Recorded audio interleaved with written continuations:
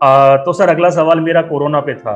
अगर आपके Twitter account को देखें, अगर भारत समाचार के ट्विटर अकाउंट को देखें, तो कई सारे ऐसे नेशनल मुद्दे हैं। आपने तो 2 मई को जो 5 राज्यों के चुनावों की मतगणना हुई, वो भी आपने कवर नहीं की। पंचायत चुनाव की मतगणना भी आपने कवर नहीं की। लगातार भारत समाचार और आप कोरोना को लेकर सरकार को आगाह करते रहे। मेरा संक्षिप्त सवाल है कि कोरोना की दूसरी लहर को क्या सरकार नहीं पहचान पाई? क्या आपके बार-बार चेताने के बावजूद, आपके बार-बार शो करने के बावजूद, क्या सरकार को ये अंदाजा नहीं था कि दूसरी लहर इतनी बेकाबू हो जाएगी? आपने बहुत अच्छा सवाल किया। दरअसल इस तरह के सवाल नॉर्मली पूछे नहीं जाते। दिक्कत ये है कि हम लोग कोरोना से अभी से नहीं, उत्तर प्रदेश और केंद्र सरकार को जनवरी 2020 से आगाह करते आ रहे थे। और ऐसा हम इसलिए कर पाए क्योंकि हम प्रारंभिक दिनों से ही दुनिया की सबसे बड़ी महामारी को ट्रैक कर रहे हैं, जब ये सिर्फ किसी एक शहर और किसी एक देश तक सीमित था। जी। हम उसको ट्रैक कर रहे थे क्योंकि जिस तरह की खबरें आ रही थी वो बड़ी चिंताजनक थी कि ये ह्यूमन टू ह्यूमन ट्रांसमिट हो रहा है, ये संक्रमण व्यक्ति से व्यक्ति तक फैलता है।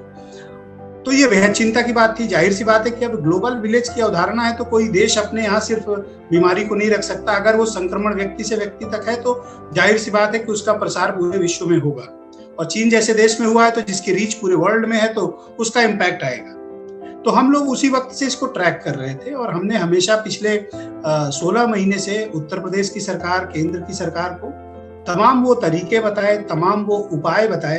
राष्ट्रीय और अंतर्राष्ट्रीय स्तर के वैज्ञानिकों को हमने टेलीविजन पर जोड़ा, अपने चैनल पर जोड़ा, उनसे मशविरा किया। दूसरे देशों ने क्या बेहतर काम किया कोरोना में और क्या कर रहे थे उस वक्त में, हमने सब कुछ बताया। जब दूसरी वेव आने की बात थी उस वक्त आपको याद होगा कि यूरोप में अचानक से हालात बहुत खराब हो गए थे। लंदन में कर्फ्यू लगाना पड़ा था, जर्मनी और पेरिस में कर्फ्यू डालना पड़ा था। पोलैंड में स्थिति बहुत खराब हो गई थी, नॉर्वे और स्वीडन जैसे देश में स्थिति खराब थी। जो पहली लहर से चेक रिपब्लिक जैसे देश जो बच गए थे और वो दूसरी लहर की चपेट में थे। तो ये बहुत चिंता का विषय था क्योंकि हम लोग ये महसूस कर रहे थे कि खतरा हमारी तरफ बढ़ रहा है बड़ी तेजी से। मुझे हैरानी है कि हमारे साइंटिस्ट, डॉक्टर्स या हमारी सरकारें इसको वक्त रहते क्यों नहीं समझ पाई, क्योंकि ये बात तो हम जैसे सामान्य पत्रकार जो वर्ल्ड मीडिया पर नजर रखते हैं वो देख रहे थे कि देश दुनिया में क्या चल रहा है और किस तरह की परिस्थितियों से दुनिया के दूसरे देश मुकाबिल हैं। मुझे आश्चर्य है इस बात का कि इस वार्निंग को, जो खुली वार्निंग थी, अगर आप यूरोपियन कंट्रीज की उस वक्त की रिपोर्ट्स को देखें जो दिसंबर, जनवरी और फरवरी की, तो आपको याद होगा कि वहां पर क्रिसमस का पर्व भी नहीं मनाया गया था अधिकांश देशों में, जो उनका सबसे बड़ा त्योहार है। तो क्या ये हमारे लिए एक चेतावनी नहीं थी?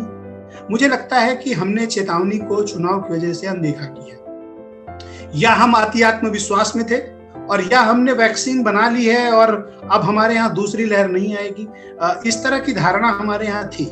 तो मैं हमेशा ही कहता हूं कि कोरोना को पॉलिटिशियन नहीं हैंडल कर सकते, उसको साइंटिस्ट और डॉक्टर्स हैंडल कर सकते हैं, महामारी के विशेषज्ञ हैंडल कर सकते हैं। और कोरोना विज्ञान से हारेगा, कोई विज्ञापन से या बयानों से नहीं हारने वाला। जी। मुझे लगता है कि ये भारत की इस सदी की 100 सालों की सबसे बड़ी राजनीतिक चूक का नतीजा है कि दूसरी लहर में लाखों लोग, हमारे भाई बहन, हमारे देश के नागरिक मारे गए और ये सरकारों की नाकामियां हैं। इसमें राज्य सरकारें भी सम्मिलित हैं, हमारे साइंटिस्ट भी सम्मिलित हैं। मैं समझता हूं कि उनको पता था, जब हमारे जैसे सामान्य पत्रकारों को दुनिया के दूसरे मुल्कों की खबरें देखकर एहसास हो रहा था, तो ऐसा नहीं हो सकता कि वैज्ञानिक, डॉक्टरों, एक्सपर्ट्स को नहीं पता था। या तो उन्होंने सरकार को बताया नहीं या फिर सरकार ने उनकी बातों की अनदेखी की। मुझे लगता है कि इसमें गलती सरकार की।